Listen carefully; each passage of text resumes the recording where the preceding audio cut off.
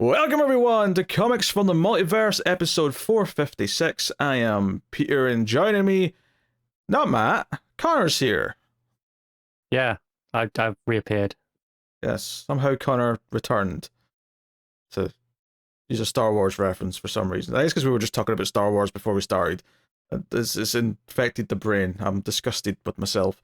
But yes, welcome everyone.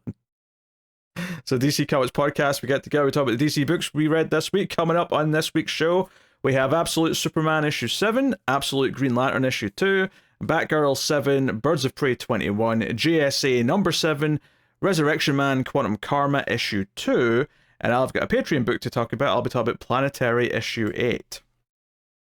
I was planning on reading Two-Face issue 6, and I was basically of the mindset that, it's the last issue, I should read it even though I don't really want to.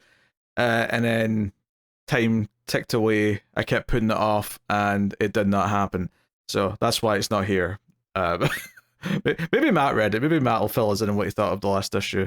I looked at it and I had 2 issues to read, and I was like, I don't want to read 2 issues of that. I just don't want to. Yeah. Just knowing when you want to just bail on something is an art I've come to appreciate, right? It's someone who did the same thing with Arrow, got to the very penultimate episode, and then said, no, I don't think I want to finish it. I love that we have watched every episode of Arrow bar 1. Bar 1 episode. Just so it's never over. It's never truly over. Oh. You know? You just don't want the good things to end, do you? Oh, yes.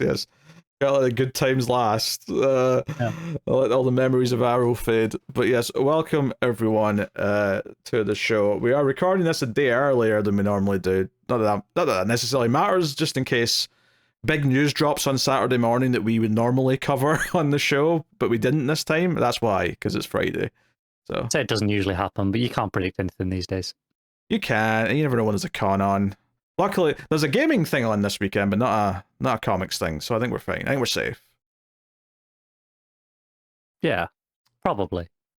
PAX East is what I was referring to. You look confused for a second. I was like, what weekend are we on? I was like, I'm really out of the loop.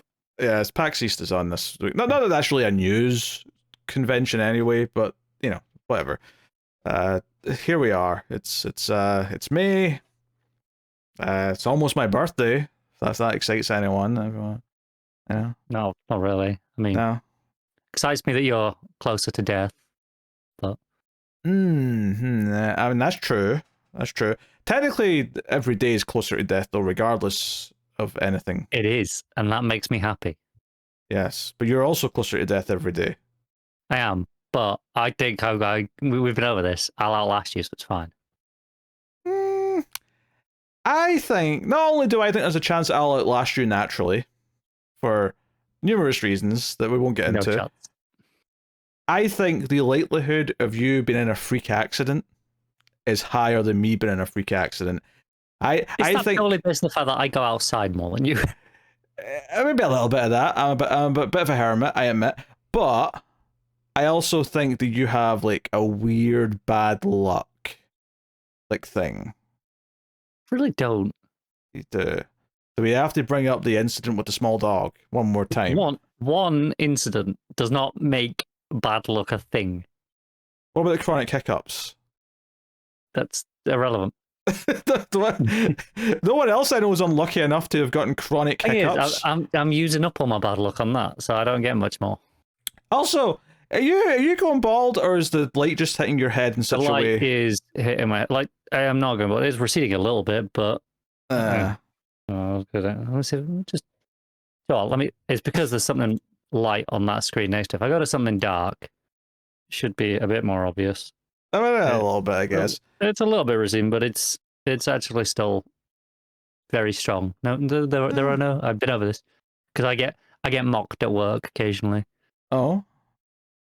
Just because I'm older than a lot of people there, and they're like, "Oh, look, your hair's going." I'm like, well, there's no bald spots. It still grows in perfectly thick. If I grew it out, you wouldn't know. But I'm too lazy, and I just shave it off every 6 weeks. Yeah, the joke's still on you though, because it is ginger. So yeah, I can't argue with that one. But it's fine because it'll be grey soon. It's very soon. Yes. Yeah. Very soon. You will be full grey before I am. Oh yeah, 100%. I started getting grey hairs when I was like 19. Yep. I foresee it. I foresee you with the grey beard and the grey hair. I think I'll rock a grey beard. It's fine. Yeah, that's fine. Anyway, what happened this week? I don't know. There's lots of nasty comments on YouTube because we put our Star Wars Revenge of the Sith review up. People are really defensive about some such movies. Weirdly, Star Wars fans in particular are a cretinous bunch, dare I say. Which is fine. Obviously, it's clear they've not actually listened to a single word of the review. They just saw the title and wanted to say some mean things. It is funny how the comments never try to like give you a counterpoint. They never try and like debate or discuss or say, no, here's why I think it's actually good, or here's why the thing you said about something is wrong. It's always just, oh, you're a loser, you're on YouTube. It's always vague, demeaning stuff as opposed to actually discussing or if not insulting me, they'll insult anyone who watches the videos, which is also really weird. I say, in their defense, it's very easy to insult you. Har har har har. Har har har. I am exceptional in every manner of the word. Thank you very much. Okay. Genius. Well, let's not get carried away. Sexy. Oh, I'm gonna go way too far now. I think it's curious that you object more to sexy than you do genius. It's funny to me that one of them just rubbed you the wrong way more than the other. I think you went a bit too far, and then you went way too far. All right, whatever. Hey, welcome to the show, everyone. We'll get into things. We're starting off with Connor's favorite segment, which is the Kindle rankings, the what was formerly known as the ComiXology Top 10, and we'll have a look at that. What's your favorite? Yes, favorite. Yeah, we had to take a week off because Matt was sick, and we came back. Matt made the mistake. You didn't do double weeks, did you? Well, what's so funny is that right before we started, Matt said, "Hey, we're doing 2 of these because it's 2 weeks," and I'm like, "Matt, I hadn't even thought of that. Thank you for reminding me." And I made sure he got the double dose because he clearly wanted it. He was yearning for the rankings. I'm so glad I wasn't there that week.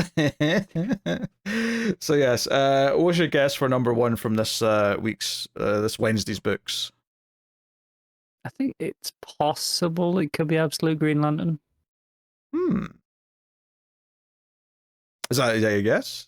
Yeah, might as well. That is incorrect. Is Absolute Superman still selling well enough? It is Absolute Superman. Oh, okay.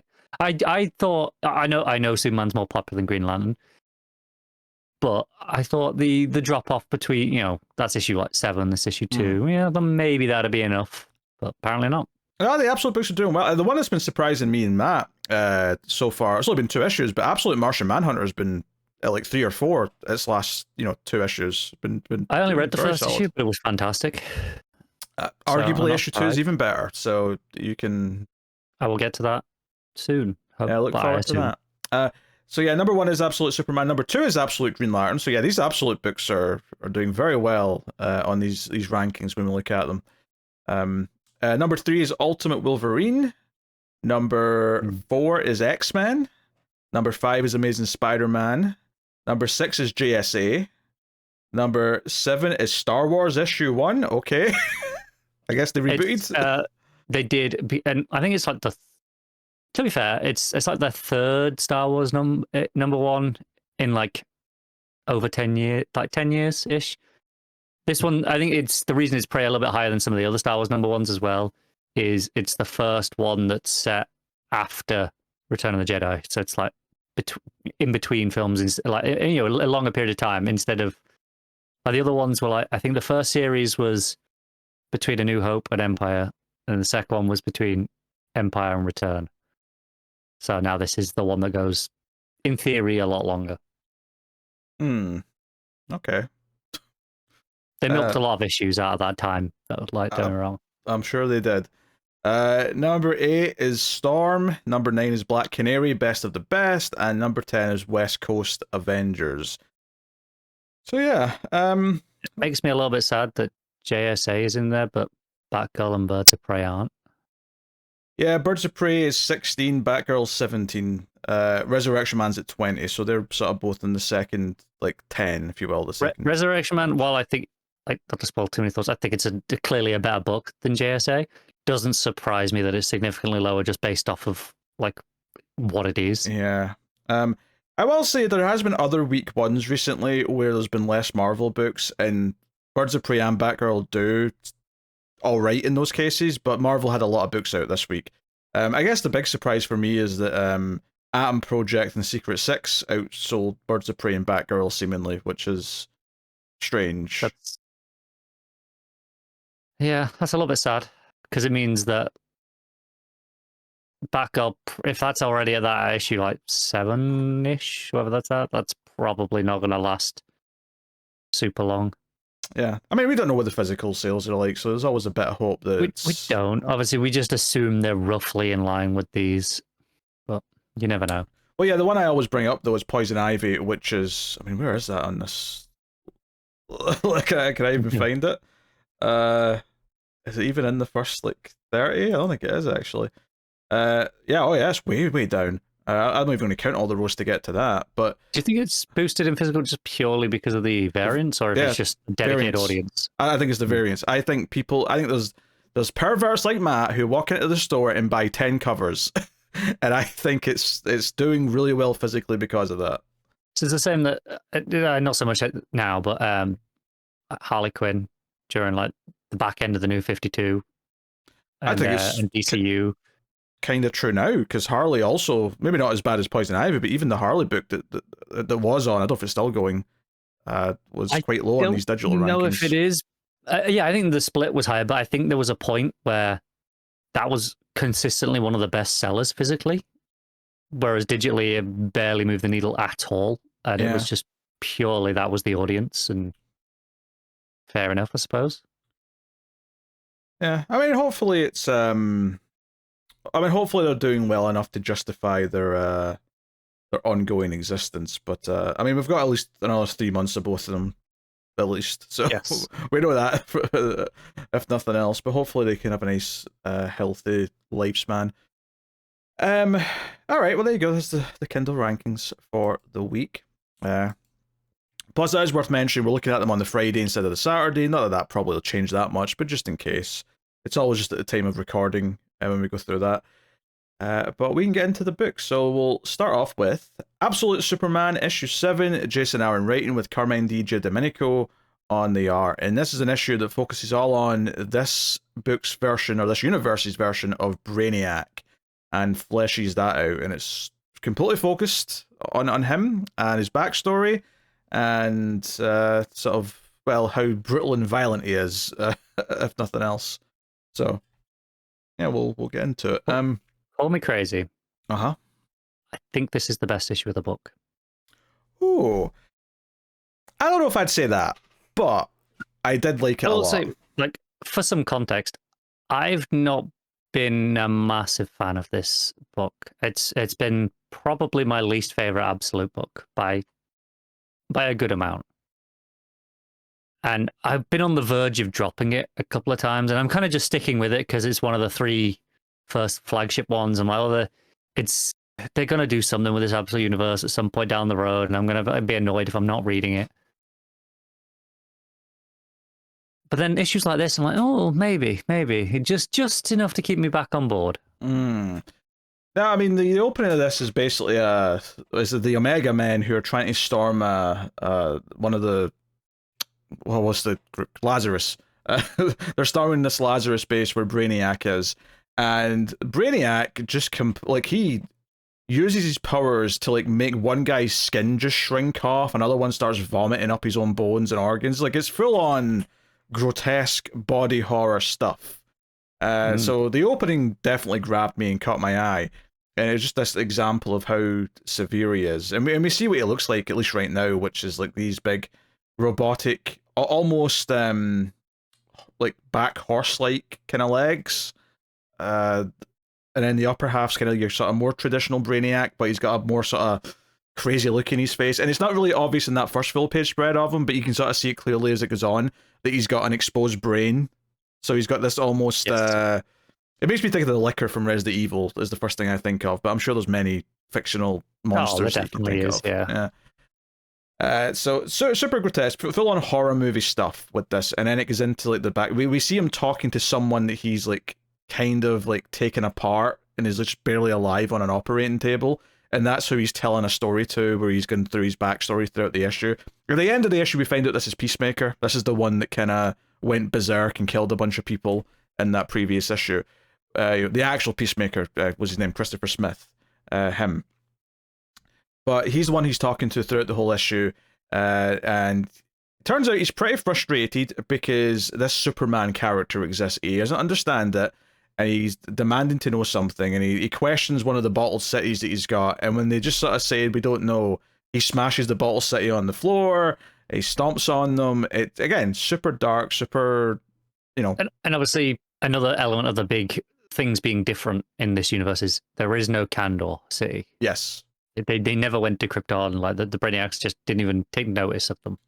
Yeah, which is something that gets into later when we actually get we'll call it the conference call that comes later on in the issue. But like I say, the origin of this Brainiac is that he's not on Coley. We find out later he's on a ship, but he's on a ship of Brainiacs, and he's basically born, if you want to call it that, and he's told that he's Brainiac 419732 or 419,732nd, whatever way you want to phrase it, and he's got one purpose: to shovel dead Brainiacs into like a furnace or whatever it is. Big incinerator. Yeah, dematerializer, whatever you want to call it. And he's not allowed to ask for anything above his station. Only levels 88 and above are allowed to like know anything about like more than what they were born with. And he's like, oh, what level am I? And he's like, 0. You're just a grunt. You're here to shovel. And your shift lasts as long as your life does. And we get this montage over pages of him just shoveling dead Brainiacs and getting more and more kind of unhinged and kind of to the point where a couple of not quite dead Brainiacs and a couple of not quite dead ones, that are still barely alive and talking and try to attack him even. And there's a point where he's actually strung up like 4 dead Brainiacs and he's talking to them like in Castaway with Wilson. He's like using some dead Brainiacs as puppets and like having conversations. And I'm like, this is a psychotic origin story for what the main Brainiac is in this universe. Kind of like it. Yeah. No, I'm into it. It's definitely super dark and But by the time he realizes he's the last Brainiac, it's like, oh, I'm Brainiac now, and he just goes nuts, basically. Yeah, because he basically stops getting bodies to shovel, and he's like, oh, it's day 49,901. No more bodies, I've done. And he leaves to try and ask, like, hey, anyone around? And he finds out there's no one left on the ship. He's the last Brainiac on the ship. And he realizes that means that he is Brainiac 1 now. And as we see later in the conference call, that's not entirely true. There's clearly other pockets of Brainiacs all over the place. The collective still exists. It's just that for some reason, all of the Brainiacs on this ship are gone. And he's kind of given himself like level 100 clearance. He's taken over the ship, taken over everything that's on it. Now, how he ended up working for Ra's al Ghul on Earth and Lazarus, that still remains to be seen, right? If anything, I'm really curious now, because like, this Brainiac's so unhinged, like, why did he agree to work for someone? This Brainiac is very outside of that one thing, like why is he, that needs to be answered. Yeah. Very Joker-esque. Oh, he Traditional is. Joker-esque, not absolute Joker. Oh, of course, yeah. Absolute Joker's very different from what we've seen so far. Yes. No, very curious. But I mean, I was very captivated by all of this and the art from Giandomenico, who was getting to just do unhinged stuff here. Lots of body horror, like all these, because Brainiac's kind of a robotic thing, but there's also like an organic quality as well. It's very techno body horror kind of stuff. When he's dealing with all the dead bodies and the parts and all that, feels like something that would be straight out of Tetsuo the Iron Man or something like that. For all 4 of you who get that reference, hopefully it painted a picture. But Yeah, no, I was super into all this backstory stuff. Uh, yeah. The thing is, though, is that when Scott Snyder started doing this thing where our Joker's face is cut off and we're going to see it like pinned on, that bothered me because it's this weird permanent change to the Joker that's obviously going to get reverted. Like, because this is the absolute universe, and you're saying, well, one, there's more Brainiac, so we could always have a more traditional Brainiac later if we really want to. But because this Brainiac is separate from the main world, and also because it's Brainiac, him having his brain exposed and having like tubes coming out of it, and it being all this kind of weird, I don't know. At a certain point, I don't even know what to call it. It's just so deranged. But there's some great art here where just as he's starting the call with all the other Brainiacs, well, there's a panel of him where he's mostly in darkness and silhouette with shadows, and it's only just like the eye glowing and a little bit of the side of his face that's appearing visible, and it's very Terminator. It's almost like he's like a psychotic Terminator, which is what's more scary, a Terminator who just has a mission and is just going to do it no matter what, or one that's kind of unhinged and like is questioning what it wants to do. Maybe that's the more scary of the two. At least the one that's got a mission and will carry it out no matter what. Well, once he's done the mission, that's it. It's not personal, right? Yes. Whereas this, like, I don't know what he wants, but he wants something, obviously, and that makes him more unpredictable. Yeah, very unpredictable. And there's some interesting stuff here where he's like asking all these Brainiacs, and they're all like, wait, which Brainiac started this call? Like, who is this? They clearly don't know that this like weird anomaly exists, this one that rose to power on the ship through happenstance. They don't know he exists. I feel like we almost need like a designated name for him. I guess Absolute Brainiac will do. They don't know Absolute Brainiac exists. So they're kind of questioning that a little bit in between, but he's there to call them all and say, hey, I need some information on the humanoid identified as Superman. Like, who is this? Where's he from? I've sent a sample of the red dust into the system here. Someone tell me something. And they're all basically just like belittling him and saying this is nonsense. No one's got powers like this. There is a small connection to the Green Lantern book here where they mention the Black Stars and Oa. So obviously that's something that's maybe teasing stuff from over there.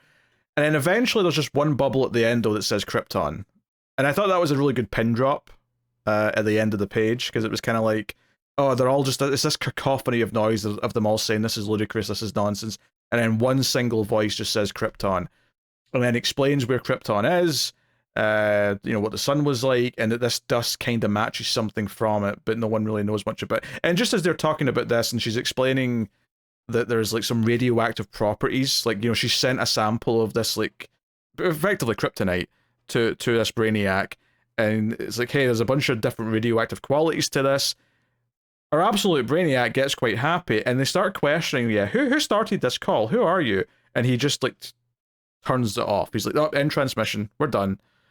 So I do wonder if there's going to be like a part of this where the other Brainiacs eventually come to Earth, because now they're aware that this Brainiac exists in some form. They gotta take down the rogue Brainiac. Yeah, he's a rogue Brainiac. That's the way to look at it.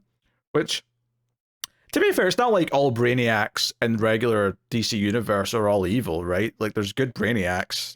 The main one that we think of as the villain is kind of the I won't say the anomaly, but he's distinct. He's sort of risen to that from his own obsession, as opposed to this is what all clones want kind of thing.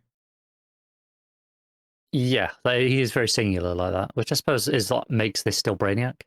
Yeah, it still feels it, even though it's a very different way for him to get there. Yeah. So, yeah, no, I enjoyed all this teasing.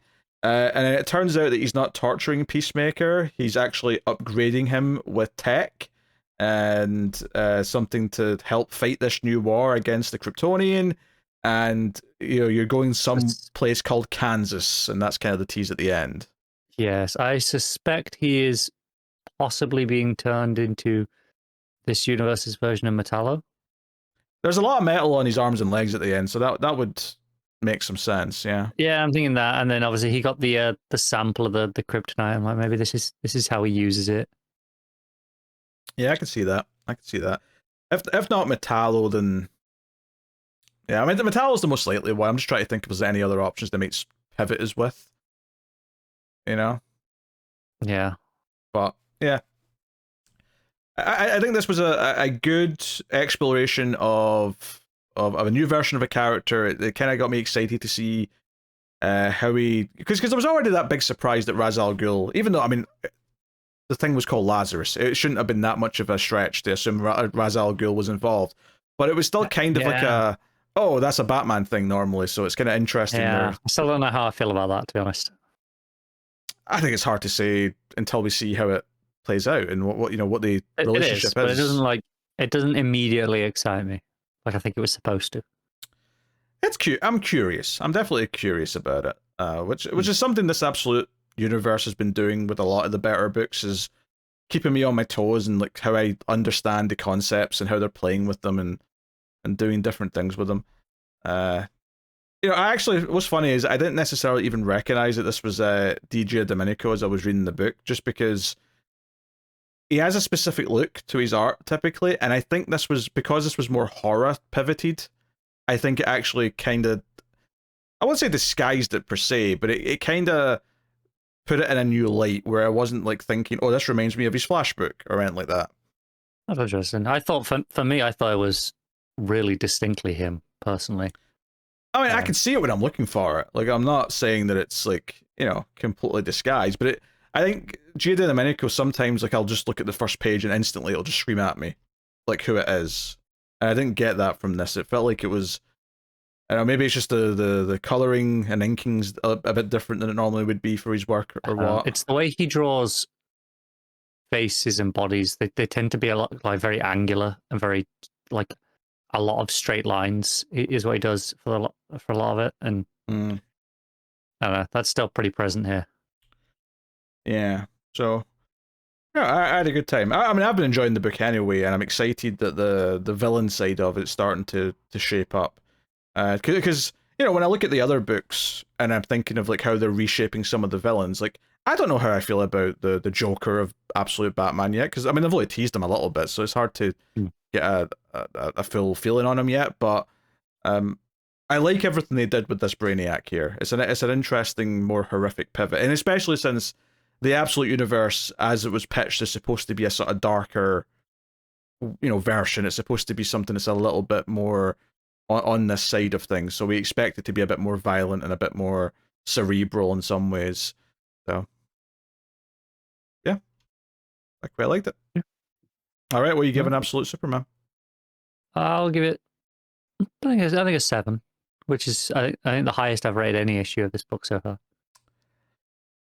I think I definitely feel a bit more strong. I'm going at least an 8. I might even go 8.5 because I maybe it's because I'm a horror fan that some of this stuff like really was like scratching an itch that I didn't expect to see. Because I don't necessarily think of Superman villains being characters that I would compare to horror movie villains, but I think this sort of stepped into that, and I think it makes sense for this Absolute Universe to kind of go down that path a little bit with some of them. Obviously, a lot of Batman villains lend themselves well to more horror style approaches, but Superman is a little bit different, and I think I like seeing this approach to one of his characters. So, 8.5 for me. All right, Absolute Green Lantern issue 2. Al Ewing writing with Jahnoy, Lindsay on the art. What did you think of issue 1 of this before we get into it? I liked it a lot. Obviously, it's very different. Probably one of the more different versions of these Absolute books. The way it like has so many of the standard Earth Lanterns right from the off, all in like this one town and completely Green Veil. Yeah, and changes like all of them like that. I think that's a very interesting take on what it is, and not what I expected going in. Yeah, it's definitely playing with a lot of the not all of them, admittedly. We've not seen like say a Kyle or a Jessica yet, I don't think, but we've got a bunch of them. It's interesting that Joe's the one that seems to be becoming the first Green Lantern out of the humans. That's kind of cool. And then Hal, of course, is like the Black Hand. This universe's version of that is attached itself to him, and that's a whole thing. Well, let's just get the first thing out of the way. It's a shame Matt's not here for me to really enjoy this, but this is the third time in like a year and a half where I have watched Guy Gardner die, and I love it. I love it. I love that they keep doing this just for me. It's so good. Just you know, at least he's not going to die in the Superman movie. I think you're right. I think he might as well. I think they put Guy Gardner as the first like Green Lantern we see in that universe because we can kill him. We can give him like a quick fun appearance and kill him, and it'll be okay. I think there's a reason they cast Fillion for it and give him the stupid wig, and it is for that. But okay, I could be wrong, but yeah, I do suspect that is very likely. Oh, it could be 4. That could be the fourth. That could be the 4th time I see Guy Gardner die.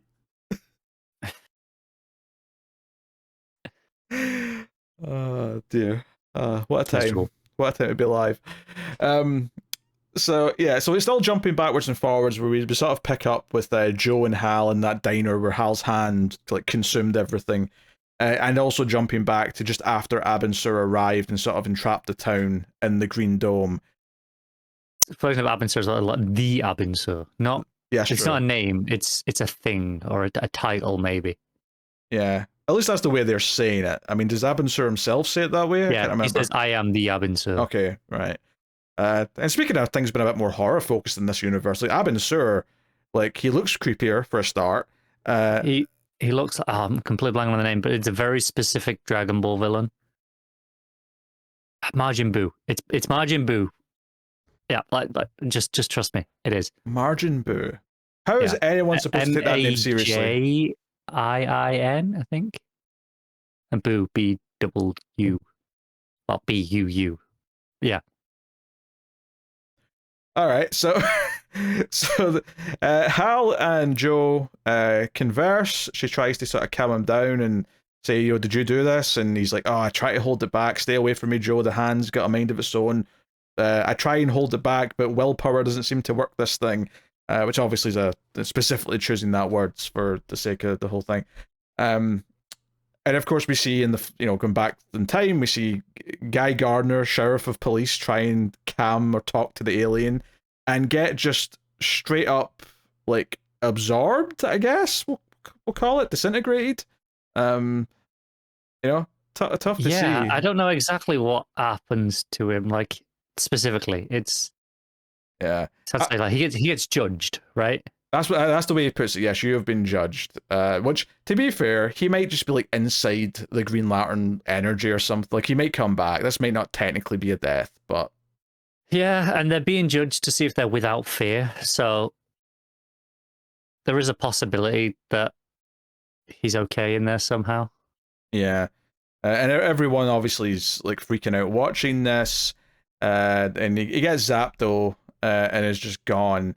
Abin Sur looks all sinister. His face is all in shadow after that page, and he's like, Guy Gardner has been judged. Judgment is in progress. Be without fear. And then some of the other cops try and shoot at him, and he like chops off a head of one of them, right? Which I actually really like that sequence of panels in the art. And I said this last time about the first issue, is that the way that Lindsay draws people, I'm not necessarily completely in love with. It's not exactly to my taste. But I think the sequential element of the art is extremely good. And this is an example of that here. When at the bottom of this 9-panel grid, there's the 3 panels at the bottom where you see Abin Sur's like top, because he's got 4 arms. His top like left arm, or my left eye, comes across the panel, right? And it's left as you look at it. It's his right arm. Yeah, sure, whatever. But it goes across into the next panel, which has different coloring, and it's more red. And you're like, okay, what happened there? And what I love about that is that while obviously in the 3rd panel you see like the silhouette of the head coming off the policeman's body, I really like the touch though that even that break in between the first 2 panels, it feels like the moment where like a cut happens.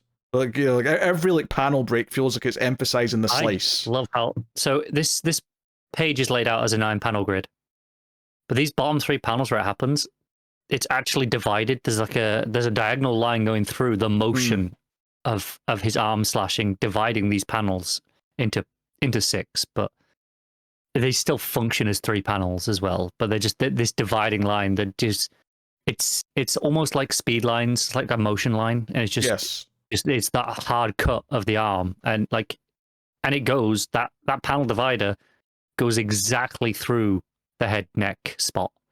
Yeah, it feels like not that there's even a blade, literally in this case, but it's almost like a blade is going all across the frame through all the panels, and then ultimately through the head or the neck, I should say.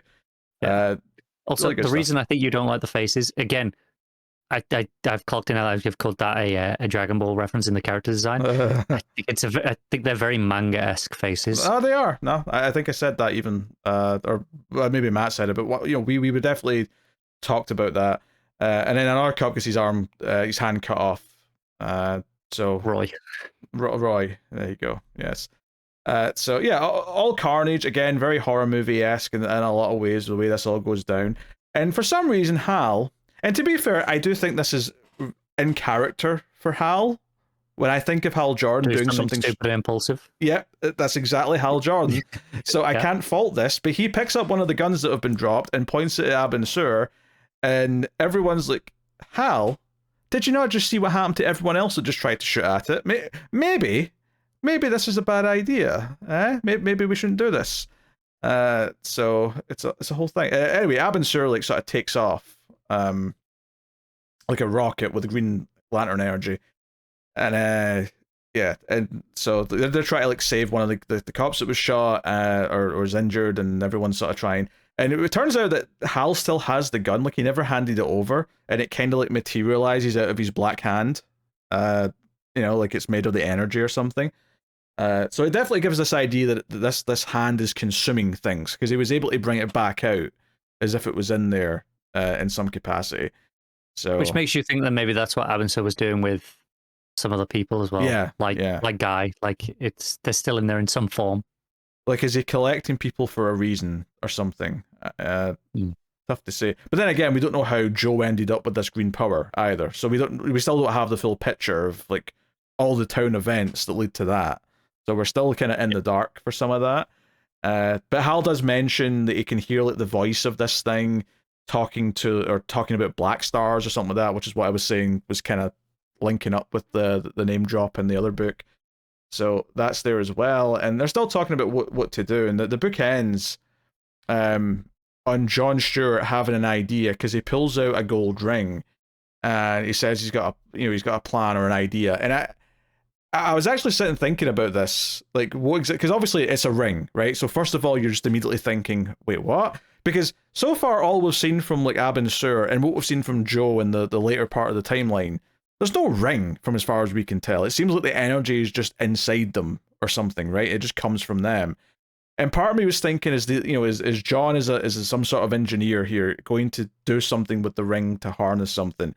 But then I remembered that in the last issue, when the police officer was like disintegrated by Hal. The badge didn't go, or the badge stayed behind and sort of just landed on the ground. So I'm wondering if we're doing like if not yellow, but like gold is like immune to like the energy from these things, and like he's noticed that, but maybe he's put the ring through the force field or something, or I don't know. I wonder if it's less the color and more the metal. That's what I was thinking. Yeah, it's literally gold is the important part, not the color. Yeah. Yeah, I don't know. It's interesting though. I'm curious. So I don't know what his plan is necessarily, but it's hard not to get hyped though with him holding up a ring, saying like, "Oh yeah, how do we get to rings in this?" Given that like it doesn't seem to be a part of the Green Lantern thing itself.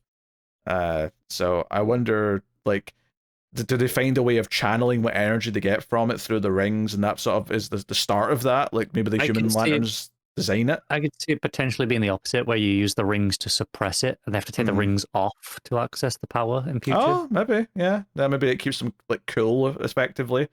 Yeah. And then they take them off to like go nuts. Yeah, maybe they'll give Hal like a big gold glove or something that it can like completely. But maybe even just like a ring on the finger, like that neutralizes the hand enough, but then he can take it off to use the hand once he's figured it out a little bit more. Yeah. But notably, this moment where he has this idea is in the earlier part of the timeline before all this stuff at the diner with Hal and all that happened. So whatever was going on isn't going to work. At least to the extent where it solved everything like before then, right? Maybe the ring idea will still work if that's indeed what they're going to do with it. But yeah, but it's the start of something. Yeah. No, very. It's a very interesting, different vibe to what Green Lantern usually is. And like I said about the first issue, like you say, the manga style to the faces, I'm not particularly a fan of. But I do think the sequential art and how it handles building moments in the scenes is very, very good. I think there was maybe more examples of it in the first issue because there was, the whole thing with the standoff with the cop who got disintegrated, the big green emblem coming down from the sky, like all those things were really, really well done.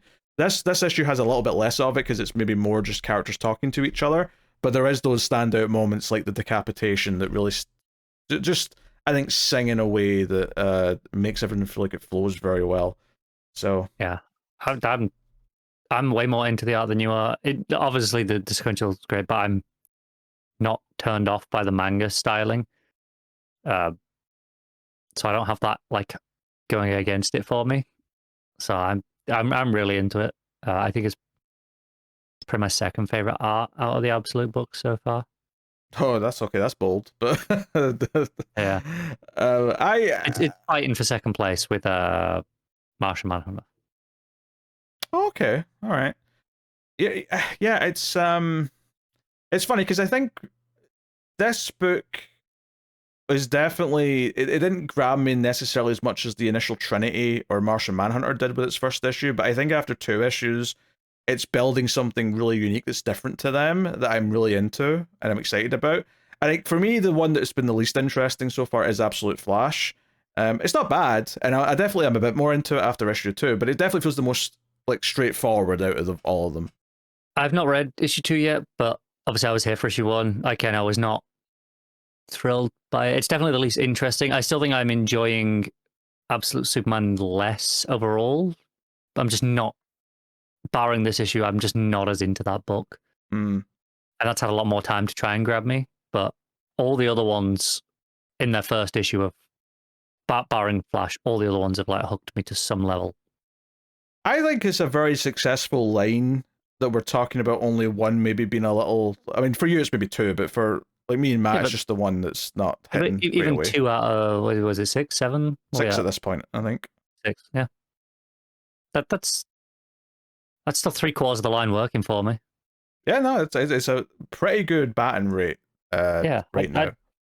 I'm happy with that. Like, while I'd love to enjoy every single book in the line, that's it. I think the fact that they are taking risks, I suppose, with it, like they're tonally and stylistically quite different. They're not. There is no house style to the Absolute books in the same way that there often is in the main line. So the fact that they are so different means that it's more likely that one of them won't hit for you.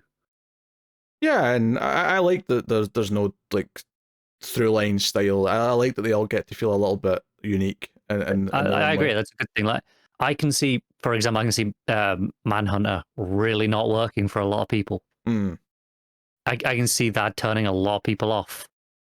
But also, I kind of loved it, and I like. But then maybe there are people who love the Flash book. I don't know. I haven't met any yet, but maybe they're out there. I don't think the Flash was bad. It's just not as capturing. It's not exciting. Yeah. Just one thing I mentioned on this before we rate it is that I do also like the part where Hal's talking about what the Black Hand might be, and he's sort of like being kind of vague, but he's like, oh, it feels like something that should be forgotten, that it should be weak, that no one believes in, but something fed it and something changed and now it's strong. And that he's almost talking about it like it's Freddy Krueger. Like, if no one believes in it, there's no power. But because someone started believing in it, so someone gave it the power to like kind of get kickstarted. And I'm very curious as to what that is. Like, who gave it a jump start? I also realize in the context of Green Lantern mythos, willpower, like belief is not that different to willpower. Like, I think there's a side of it that I think ties in quite nicely. And yeah, I think there's definitely something there. Yeah, I'm very, very curious. All right, what are you rating Absolute Green Lantern issue 2? Ooh, I'll give it an 8.5.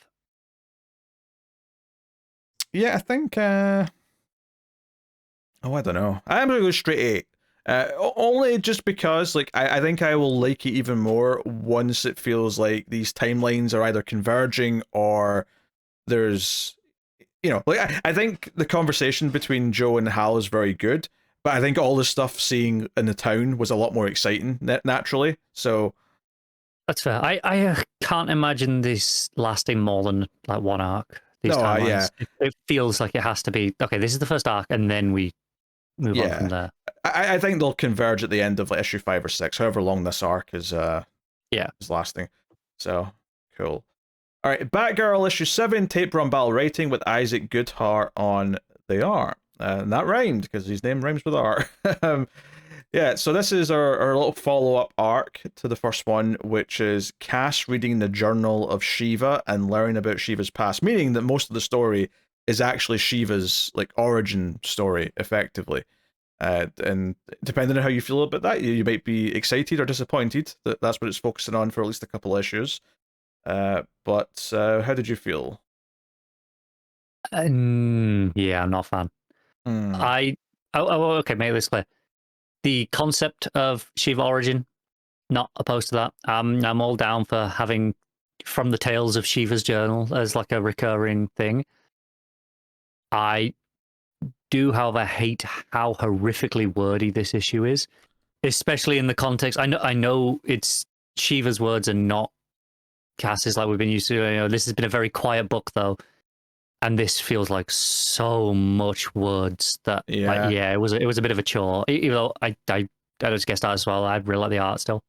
Yeah, they are still really solid. Like, I have no problems with the art. I have to, like, I kind of like it, and I do like some of I like the idea of Cass learning about it, but I do have to admit that first page, like, she starts listening to it on the train, and I do love the callback to Batman Year One, like the panel of the train going around the corner of the upper like track. Yeah, that's straight out of Year One. Like, they're intentionally doing that same panel as she's leaving Gotham.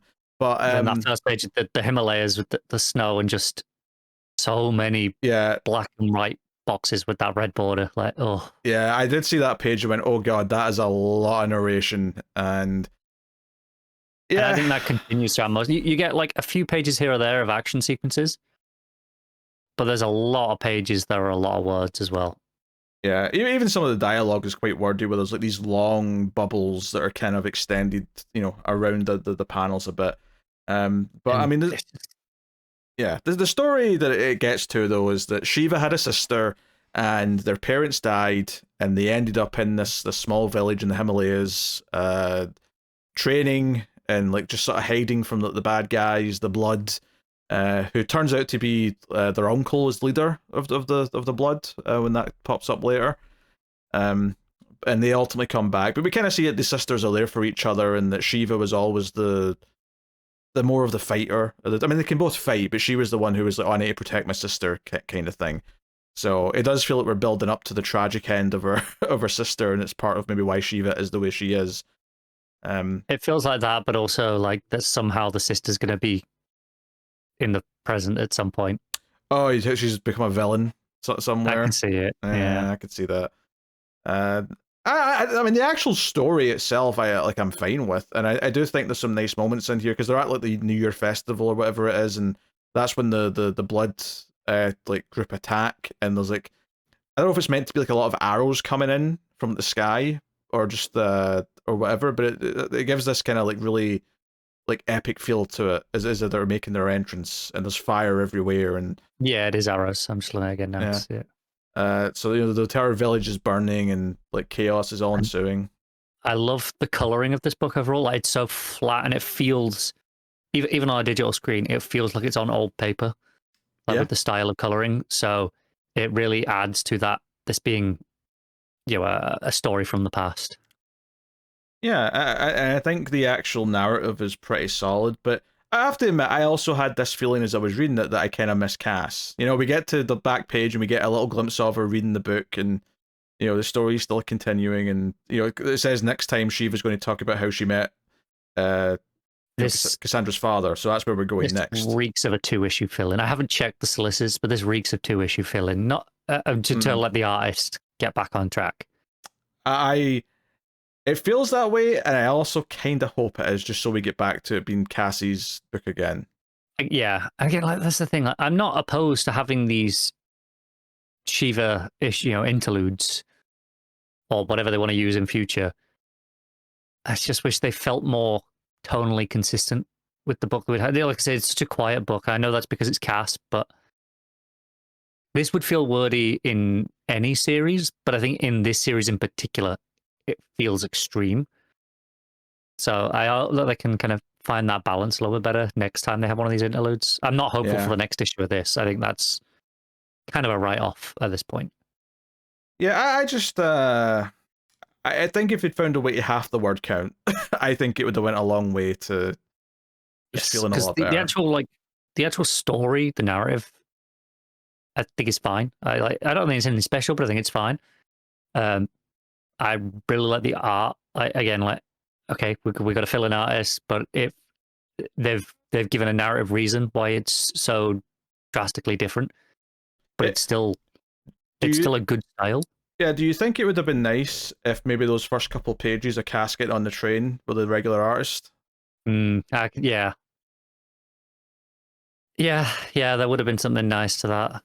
Yeah, but before we actually get into the flashback. I don't think it's essential, but I think that would have helped it feel like this shift even more.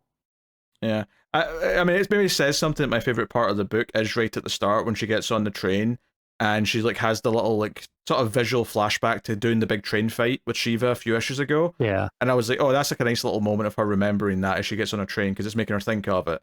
Or even just the conductor saying, hello, do you need any help finding your seat? And Cass is like, smile, threat, ? And I'm like, no, Cass, she's just trying to help you. It's fine. But it was just like this idea that she's on edge. Like the few pages I got with Cass, I enjoyed more than the rest of the book, which is, it's a shame. I don't think it's bad, but I do think it is definitely a fill-in story that I'm going to be glad when we're back to the main ongoing thing. Yeah, but, I agree.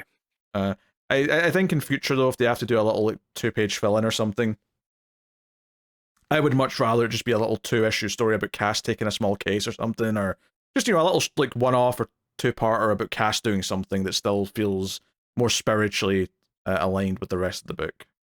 Yeah, like that's part of why I was speculating that maybe the sister comes back. Like it feels like there's got to be a reason that it's this that'll be relevant later, as opposed to just doing these are 2 issues of Cass doing something. Either that, or she's going to learn something about her mother by the end of the story that's going to be, impactful or important going forward. Yeah, so, yeah, I can see that. So we'll see. We'll see. It's not a terrible book. It's not like it's far from the worst thing that I've read, but it was disappointing for this series. Yeah. What are you rating Batgirl 7? I'm giving it a 5.5. Okay, that's a bit harsh, but no, I think like that's how I felt came out of it. Like it was fine, which that lines up with around a 5 for me, and I'm bumping it up a little bit because I like the art. Yeah, I'll go with a 6.5. I think it's. I think there's things to like here. It's just it is disappointing from like a why I like this series kind of perspective. So, there you go. Birds of Prey, issue 21, legacy number 219, Kelly Thompson writing with Sami Basri on the art. So last issue kind of lured all the various team members into different situations, notably Barda getting trapped and shot into the moon, and what turned out to be a rocket that wasn't a building. So we kind of pick up with that. And it feels like this arc, if nothing else, is Kelly Thompson setting up the evil Birds of Prey, or the anti-Birds of Prey, whatever you want to call it. What could it be called? What's the opposite of Birds of Prey in terms of like the animal kingdom? I don't know. They don't really have a direct opposite, do they? Fish of Steel. I don't know.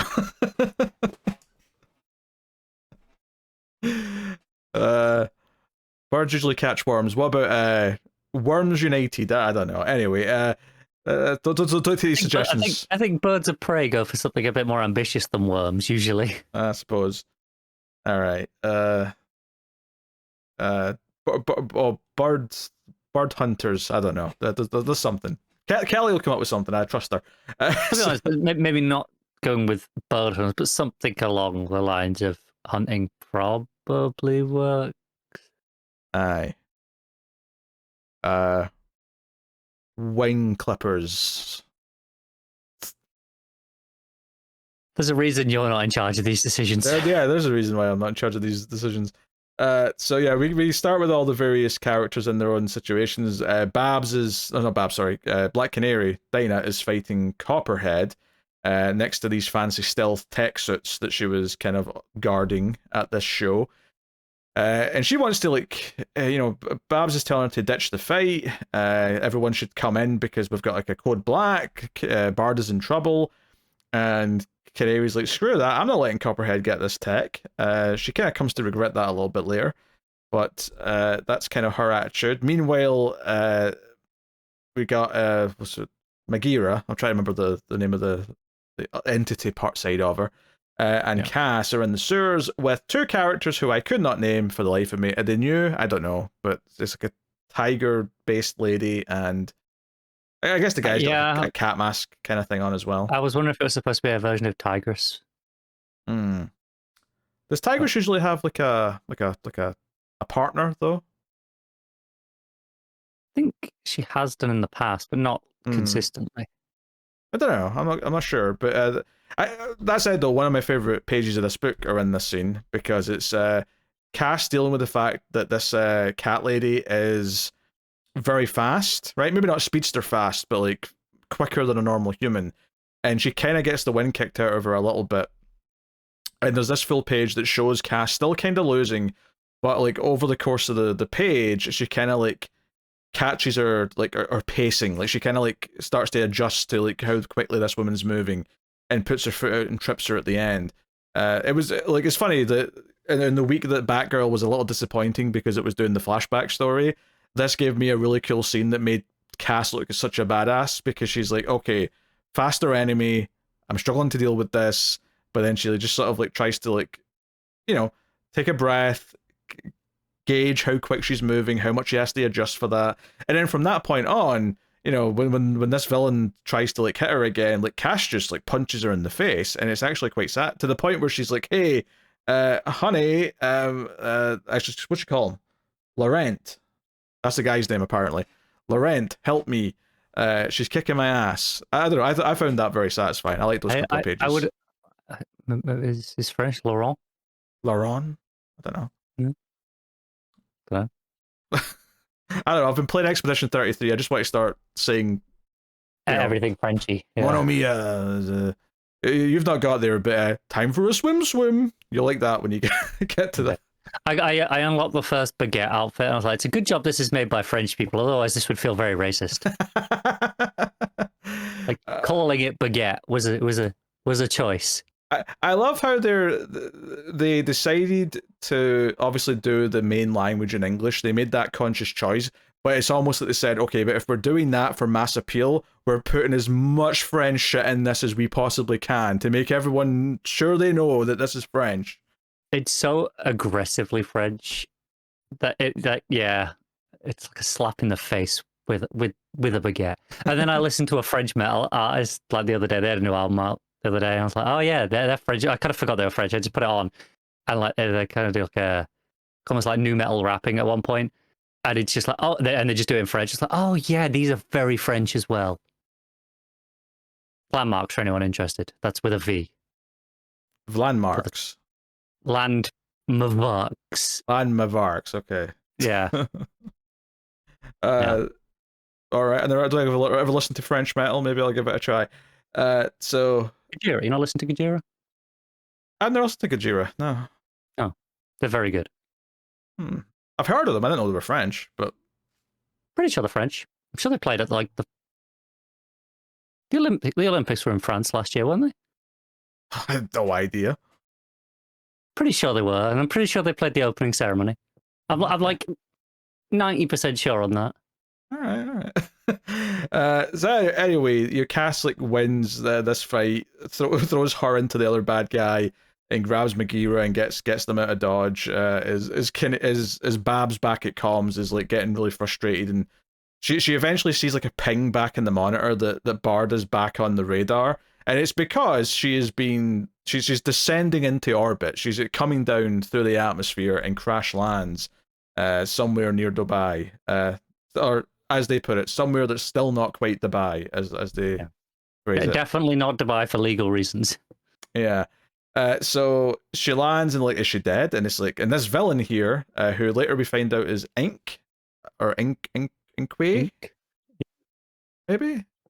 Or ink. Her powers are kind of inky, I guess. That's why I was thinking it was just ink, but there's those extra couple of vowels at the end where I wasn't sure. Yeah, it's like QUE, but yeah, I could still call it ink.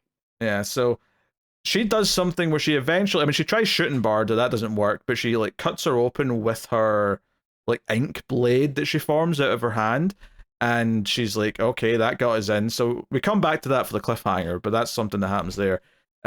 Canary keeps fighting Copperhead. All these drones come in, these like nanobot drones come in, and basically like she does her canary cry, but it's not enough to stop them, and these nanobot things just take the suits, and maybe even Copperhead as well. Like, they're just gone, and it's like, okay, she stayed and fought Copperhead, but she didn't achieve anything, and all the people she cares about are still in trouble. So you know, she puts Batgirl puts out the call to the rest of like the reserve units. So we see like Vixen and, you know, Zealot and a bunch of the others get the call saying, hey, come Harley, which don't make sense. And then just Constantine at the end. You're like, what the hell's going on? Yeah, I mean, he popped up in the book before, so he did, but I just think it's funny that he gets drafted with all the other birds. Yeah. So we kind of meet like the villain in this group now, who are got a base in Gotham, and we get this, was it Damon, or do you pronounce it Demon? Probably Demon, but yeah, probably Demon. Yeah, like it's one of those where, depending on the story, like in general, I've seen that pronounced both ways. Like you just kind of take your choice. I will say, first huge negative of this series for me, hate the lettering of this character. It's hard to read. Like it's like aggressive on my eyes. I really don't like it. I find that happens a lot in comics for me with the characters that are meant to have like a sort of robotic kind of look to their dialogue, and so they'll do something like this, and it almost always is kind of annoying to read. Yeah, I think the green on the black doesn't help. And then just everything about it. Because there was a character in the IDW Turtles book which I read a good chunk of. There was like a robot character, and it wasn't like saying much that often in the regular book, but there was like one shots that each character got a one shot, and he got one. And I remember looking at the first page of that one shot where I was like, oh wait, it's going to be him talking the entire time, and I'm like, nope, I'm out. I'm not reading that. Yeah, that's how I feel about this film. Like, yeah, I really don't like reading this. Yeah, but this is like the anti-Oracle, this demon character, and Demon Prime. Demon Prime, and the others come in and like they're kind of celebrating because this was a success. And the big reveal at the end is that this Ink character comes in, looking like a it's almost like she's consumed Barda, or she's like possessed Barda, because Barda now looks like she's just like a black ink style visual, but she's in the shape of Barda. And she says, oh, this feels incredible. These new gods are underrated. So it seems like she's got the power now of Barda, and she's like taking control of her body. That's the kind of the vibe I got here at the end of this. Yeah, I got that as well. Apparently this Ink character's from Future's End stuff. So I guess some people do know something about her, but... that's fair. I cannot say I remember anything from Future, if I even read Future's End, to be honest. I'm just looking at it now. She was in the Batman Beyond stuff. Okay. Yeah. Like, yeah. Even if I had read that, the chances of me remembering it would be pretty slim anyway, but I'm pretty sure I didn't read that. Yeah, this description of her on League of Comic Geeks says she is the former arch enemy of Terry McGinnis. Okay. This is where I admit to have only seeing the movie from Batman Beyond. I never saw the show. Yeah, I never did Beyond. I mean, I assume that means she was in the show and not just a. She probably was. The comic. I suspect she's probably like a Harley Quinn type character, and not in like personality, just in the sense that she was in the animated series and then she's popped up in the comics like after the fact. Yeah. All right, fair enough. I thought this was a fun issue. I get it complete with the lettering on the villain. There was a couple of things I liked about it. I liked Babs kind of freaking out and like treating this very seriously. I also quite liked the kind of the concern, like Canary's narration, is she sort of like, oh, like I'm trying to feel like, oh, my sister's probably safe, but also whoever this enemy is just took out Barda, who's like the toughest one we have. So it's hard to sort of keep myself cool in that consideration.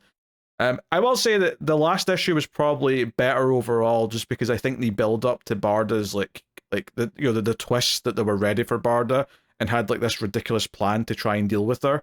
I thought was a really good reveal in that last like chunk of the issue. I don't think this issue has quite the same sort of like payoff to it. Like, I mean, it's solid everything that it does, but I don't think it has quite the same excitement as you realize the plan is unfolding kind of thing. Yeah, I agree with that. I think it's like a really solid issue, but I don't think it has quite the same excitement. Okay, all right. Well, what you rating Birds of Prey? I'll give it a 7, and I'm probably knocking half a point off for that lettering choice.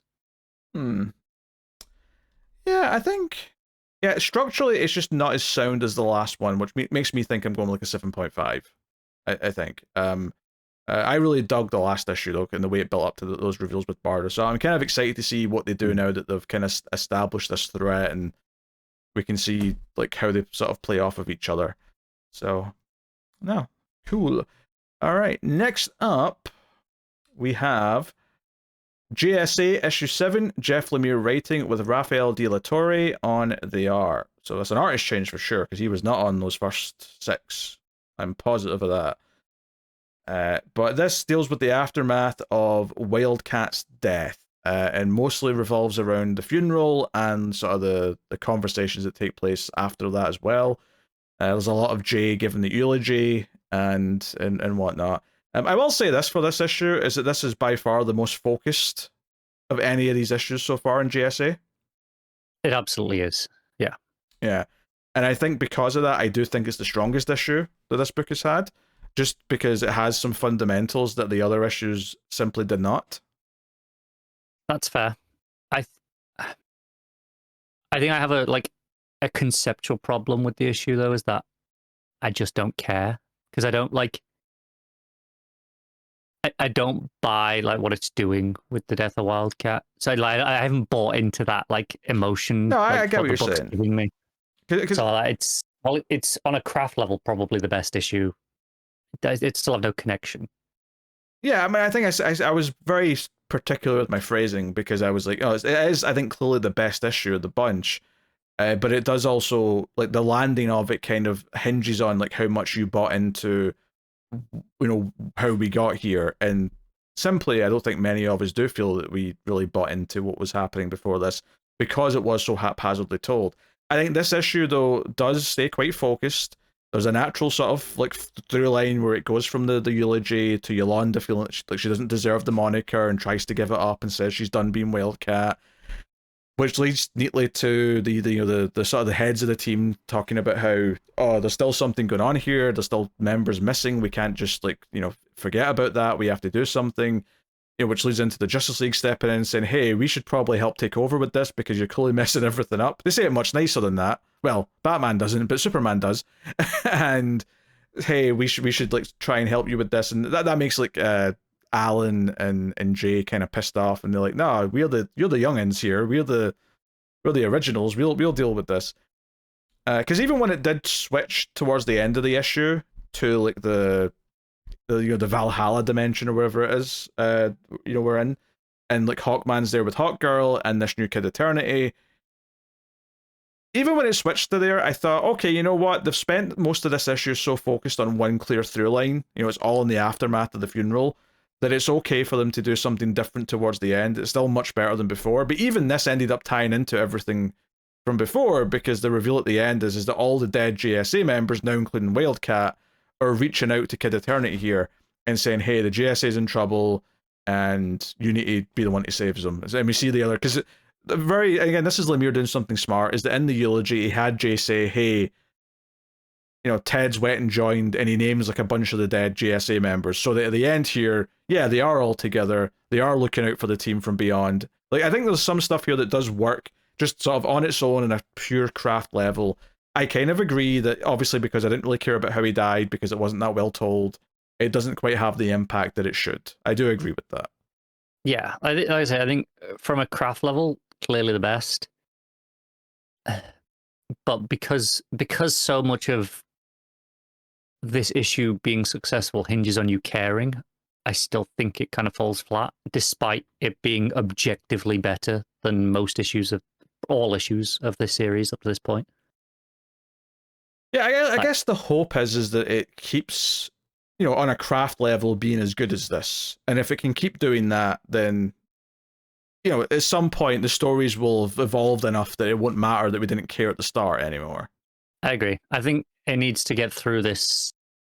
Like, we did Ragnarok, now we got this Valhalla stuff. I think it needs to get through that and get it done with, and like move on to something simple and just tell some simple stories and build from there. I think this book kind of went in too wild at the start, and it's still playing catch up, and it's gonna hurt it.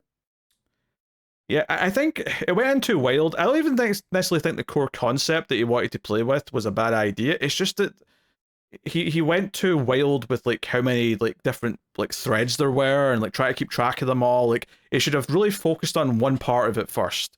Let us care about that one part, and then do like a one shot later about one of the other groups or something. Yeah, I think because we didn't care about any of okay, I say that we come in with our pre-existing attachment to JSA, but the book does nothing to go, this is why you should care about this team in general, before it throws in a scenario as wild as that and splits them all up so much. I think it really needed to do something simple first, get a baseline, establish to people who aren't as familiar with the team, just like create a team environment before you break them all up so much. Yeah, and like there's still characters missing inside, like Obsidian and Jakeem, right? They're still inside like the head of whatever, right? Like, they're not in the real world still, so they're still missing. Like, we've got these separate groups. Obviously, Hawkman and Hawkgirl are missing over with Kid Eternity. Like, I can't even remember. They never figured out that Obsidian's not really Obsidian right now, right? Because we know what the real Obsidian is, but they don't. Yeah, I don't think they did. And like, there's a point at the end of the conversation between the JLA and the JSA where Alan goes, this is our team, our family. I'm like, I'll buy it. You've not done anything in the previous 6 issues to make this feel like a family. Mm. And like that's where this issue kind of really falls down. It hasn't earned to do something as intense as this funeral, and like this should have all this emotional baggage to it. To do that so early in this book, I don't know, it feels so unearned, and that like I kind of found myself checking out of it because of it. It's because usually I often want comics to be more fleshed out, or sometimes I want them to like not like linger, right? But it's rare that I come into a comic, and now that we've like done the first arc, even though there's a lot of things still left dangling, which clearly are still to come, where I think to myself, I actually think it should have started 3 issues earlier and like built up to like where it was in issue 1 and give us like time to, have some of the characters go missing, have some of these relationships be established where they're now fighting, because in this issue, like one of the conversations we glossed over is the conversation between Jesse Quick and Our Man, right, young Our Man, where she's basically saying, hey, I want to be like solo for a while to figure out who Jesse Quick is, and he's kind of pissed, and it's like, it's like they're breaking up. It's like a breakup where she doesn't want to really call it a breakup, but that's how he feels about it. And I'm like, I feel like there's been like 1 or 2 scenes in the entire 6 issues that have even like shown that they're a couple, and it felt like so weird to me. And I get that like them being a couple isn't new to this series, but like this is not something where you can just assume the audience like cares about them being a couple, because I don't know. Yeah, it's not about having the knowledge, it's about having the attachment. And that's where this series is really failing, is that I can see logically, oh, that's what this is trying to do. This is how I'm supposed to feel because I know this information about these things. but it hasn't made me feel any of these things. It hasn't done that baseline establishment to begin with before you subvert it and break all these expectations and change the dynamics here. This just feels like, well, we might as well have just started like this and I'd feel exactly the same. It almost feels like we started in the middle of a run. Like there was like all this, like, because we're already having characters like breaking up, and it's not even just these two. There's other relationships that are kind of like in weird places, and I'm like, you really need to like establish some of this stuff first in this series so that we'd care when they start to break down. Having multiple relationships already be in a rocky place just feels like, okay, like there's like artificial drama from this because you're having them say the lines, you're having them feel the awkwardness. But I'm not feeling anything from it because, I didn't care about them being a couple yet. And I know that some of these relationships are pre-established in other books, but it's not like they were in that John series that just happened before this one. So, like, when was the last time we were talking about these relationships? It was probably quite a while ago, in some of the cases. And again, like, there are probably a lot of people who have never read a JSA book at all before this. Yes, that's also true. And I feel like they are probably having a horrible experience with this, but even worse than us. At least we've got the like, for example, we have an attachment to Wildcat in general, right? Like Yes. going back years. And we still feel basically nothing reading this run.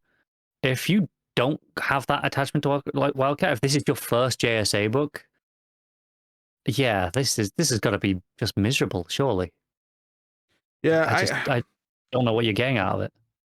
And it's such a shame because I think one of the things that I love about the the John's JSA book is how much it does build my connection to the characters. Like there's a lot of like team building and character building throughout, and it's not like there's not big stories happening almost right away, because there is.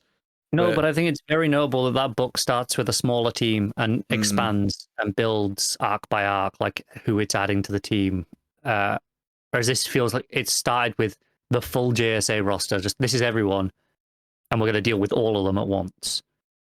Yeah, we have 4 generations of JSA all at the same time, and we have to juggle them all. And yeah, I almost feel like this bit that we're getting at the end here, where it's Kid Eternity dealing with the dead JSA members, like we could have started with that.